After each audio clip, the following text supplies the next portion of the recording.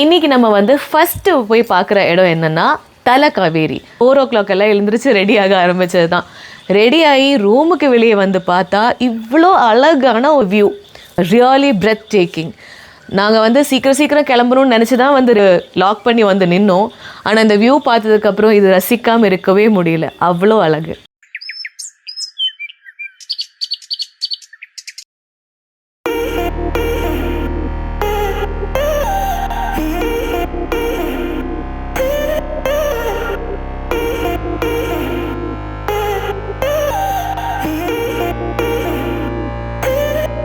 நாங்கள் தலக்காவேரி சாமி கும்பிட்டு வெளியே வந்தாச்சு.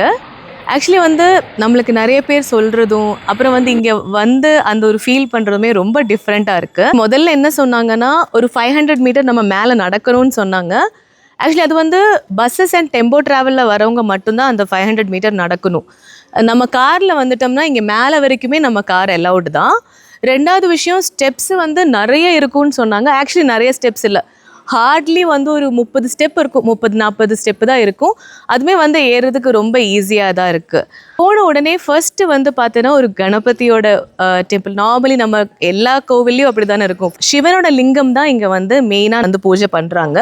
வந்து சிவலிங்கமில் வந்து ப்ரே பண்ணிவிட்டு நம்ம அங்கே சுற்றி வந்து அதுக்கப்புறம் பார்த்தோன்னா அந்த காவேரி ஆறோட தண்ணி அங்கே இருக்கும்.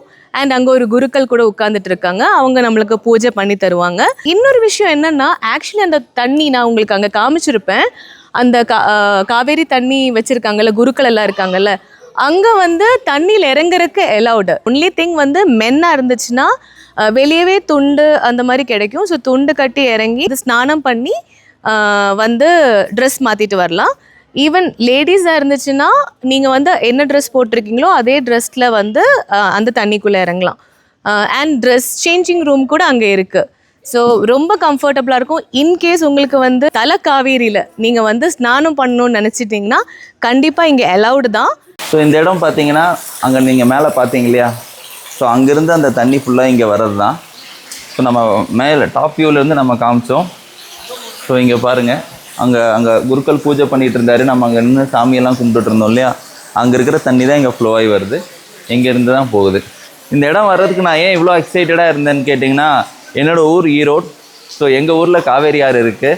எங்களுக்கு வந்து வருஷம் ஆடி 18க்கு வந்து நாங்கள் ஆடி 18 கொண்டாடுறதே வந்து காவேரி ஆற்றங்கரையில் தான்.